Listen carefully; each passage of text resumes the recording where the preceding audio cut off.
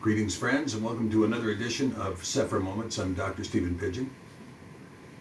Today is February 26th, 2018, and I wanted to take a few minutes today to announce the introduction of something we're very excited about here at the Cepher Publishing Group. It's the book of Yocephus Antiquities.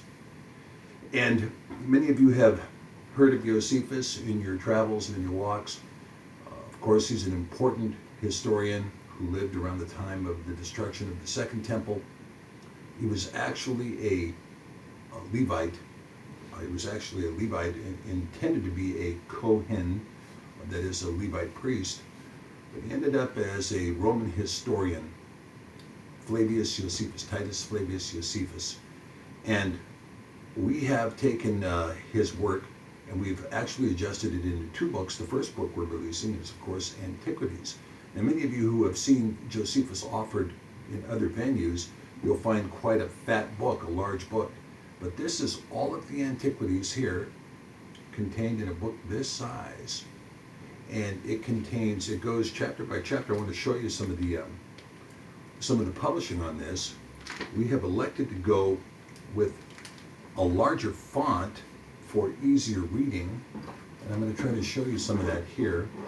Try to show you some of what that font looks like. Let's see if we can get it up there where you can just get a focus on that here. You can see that the pages read very well. It's a very well published book.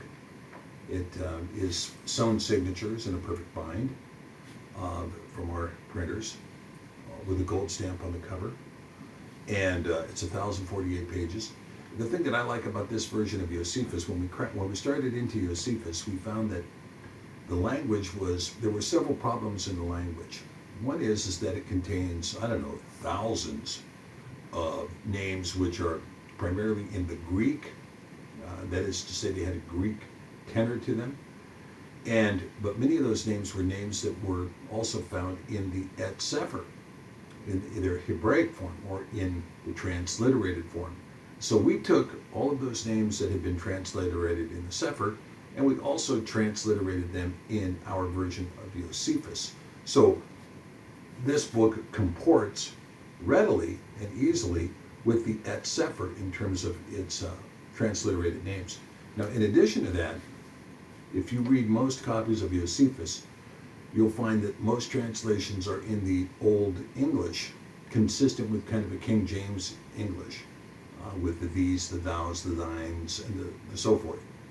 All of that has been removed from this text, and this text is much easier to read. The semantics are much cleaner, and so it becomes a very straightforward read. So as I say, we're very, very excited about this book, Yocephus. It's part of the Eth Cepher collection. And it is available to you through the Eth Cepher website, www.cepher.net, and you can pick it up as part of the Eth Cepher collection, which includes the Yom Kodesh, or the Torah portion called the Parshat, or the Sitri Torah, or we have a book there called Bereshith, which includes a lot of writings associated with the book of Genesis, and other books that are currently available. Yocephus, it's now at its introductory price of $35 in a quality hardbind, beautifully printed on wonderful paper, and it's a fairly large font for ease of reading as well. So with that, blessings to you. Pick up your copy when you can, and we'll see you again soon on Cepher Moments.